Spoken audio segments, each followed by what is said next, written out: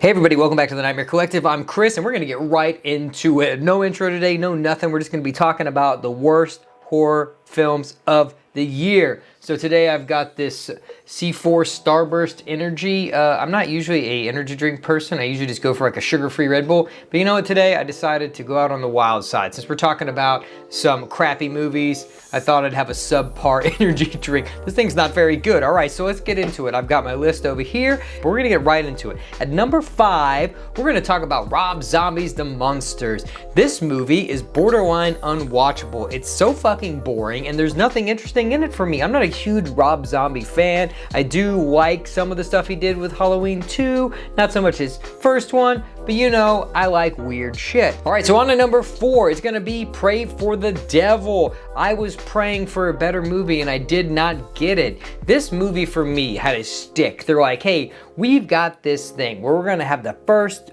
female exorcist. And my God, it was boring. And it's not that angle. That's not the issue I have. It's not that he was like a female exorcist that I was like, oh no, a woman in a male role. It wasn't that. It was just that it was boring and nothing happened. And the third act was a damn mess and stupid. So like, there's nothing I hate more in a horror movie than just like stupid writing. I'm fine with like dumb characters in a slasher movie. That's what it's supposed to be, but they were trying to act like there was some serious plot going on here and character development and like backstory with this girl's mother.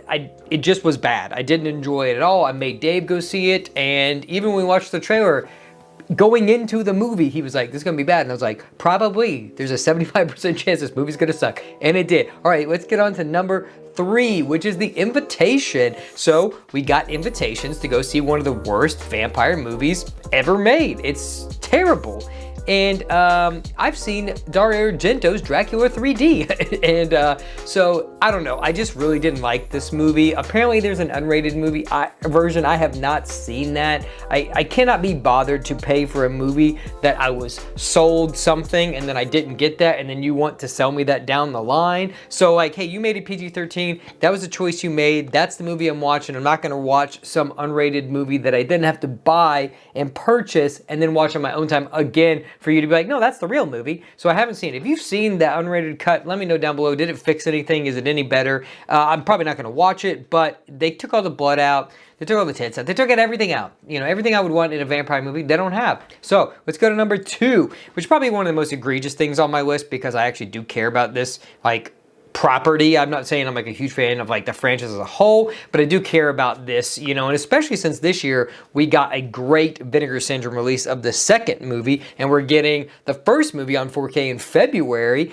and by Deep Sight, and so we're getting these in great quality and getting the respect they deserve, and that was the Netflix Texas Chainsaw Massacre. I also saw online that some people liked this movie, and it was bad. The killing was dumb. There was like one scene like through the bus when he was like killing this, that was fine, but other than that, it was just a bunch of boring teenagers and a bunch of boring kills in a generic Texas Chainsaw Massacre movie. So I really didn't like it. So let's get on to number 1. And I'm not a huge fan of this franchise. I like the first one, mainly because I really like Justin Long. You can kind of probably see where I'm going here.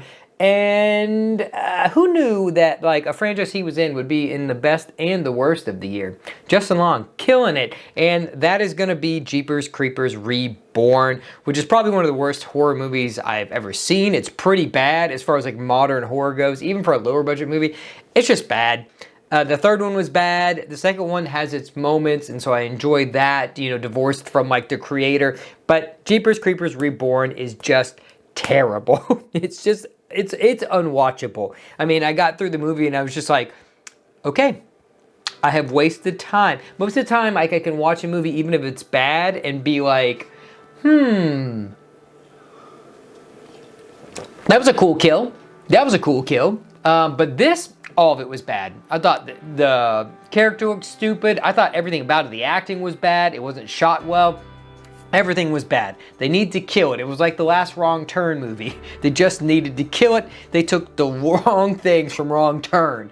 So that's all my movies of this year. Like, I am lucky. I did not even have 10 to put on this list. I watched a lot of horror this year, and I watched a lot of good horror this year. So, I mean, it was a great year for horror, not just in like theatrical stuff, but streaming, but also like 4K media releases. Also, we got a lot of old good movies in 4K. So, let me know down below what are your worst horror movies of the year. Also, I'm gonna link some videos. Here, I'm gonna link all the reviews that I did this year. So they're in a playlist, you can click on them and you can see all the reviews I did. There'll be these movies plus the best of. So if you want to check out the worst ones, then go watch the best of and then check out those reviews. You can do that. And then over here, I'm going to link a horror haul. I also do a lot of like physical media stuff and I'm really into that. So I'll link that so you guys can check that out if you're a fan of that. But that's all I've got. So consider becoming part of the collective. And don't forget, some doors should never be opened.